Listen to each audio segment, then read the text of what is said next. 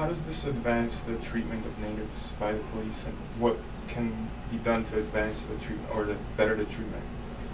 Well, in my opinion, the recommendations of the Ipwash Inquiry with respect to policing Aboriginal blockades were very sensible. And the government of Ontario expressed that view too, that this was an important advance over previous attitudes towards policing such blockades. But if it's just there on paper, and in practice, you have the commissioner of the OPP coming to a blockade and talking to a spokesperson for the people doing the blockade as he spoke to Mr. Brant, I think we have a serious problem.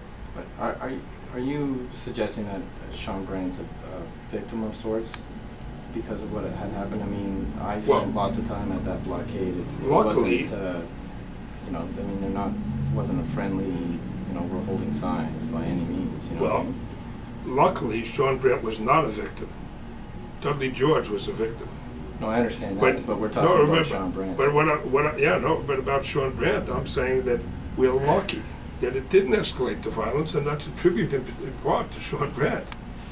Fantino, you see how he talked to him. When you read the cross-examination, and you see how his attitude. That's how he was talking to Mr. Brant in the middle of that tense situation.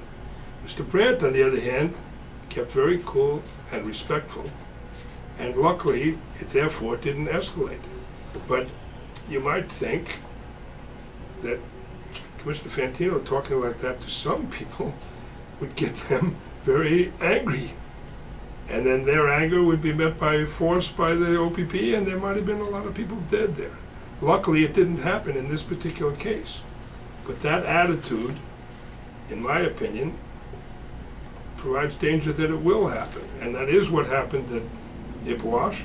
And we have a lot of Aboriginal blockades going on, and it could happen again if we don't abide by the guidelines of Ipwash, which is designed to preclude that. But does the transcript not say that they were doing negotiations all night and there was an impasse? So as a result, it had to escalate to further action in order to resolve situations. Further action by whom? From the police. I mean, his transcript does say that they had tried negotiations without any luck. So, how, in your opinion, what would you suggest is the right action? And they hadn't negotiated for very long, in my view.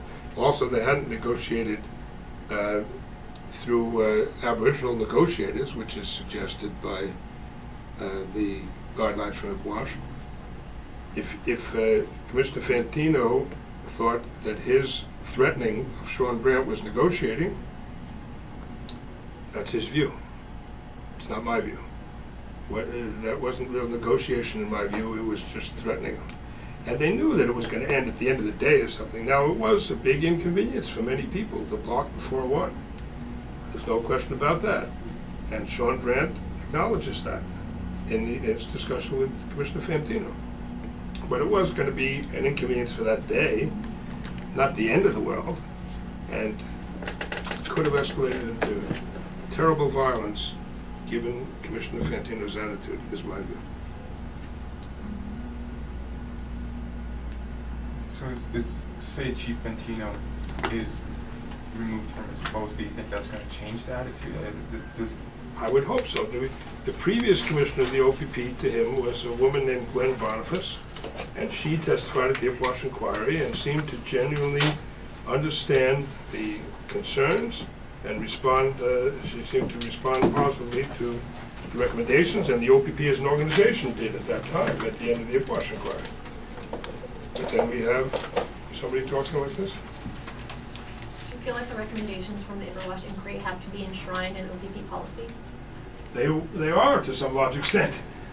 And they're enshrined in the OPP policy, and those were guidelines that I read to Commissioner Fantino, and he said they're only guidelines. So they are somewhat enshrined in the OPP policy, but only on paper.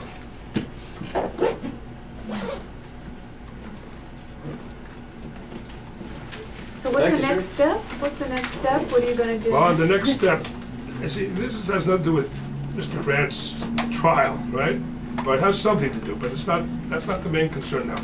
And I hope that the people of Ontario investigate and pressure the government to investigate whether or not Commissioner Fantino should continue as commissioner, why the Crown went to such extraordinary lengths to try and keep this evidence from the public, how much was spent in doing that, and so on. These are some immediate concerns that flow from the disclosure of this information. Mr. Brant is facing trial, and we're going to deal with that, and the mistreatment of him, as we characterize it by the OPP, will be part of our approach to that trial, but the public interest is way beyond Mr. Brant's guilt or innocence. It's about what's going to happen in the policing of these things in future. He's going to trial in the fall, is that it? As of now, we're scheduled to have pre-trial motions heard, and we're going to be making pre-trial motions to the effect that the charges against him should be stayed because of all sorts of reasons. But those are now scheduled to begin in September, and then his trial before a judge and jury is scheduled to begin in January, to the end of January 2009. We have to scoot out, sorry.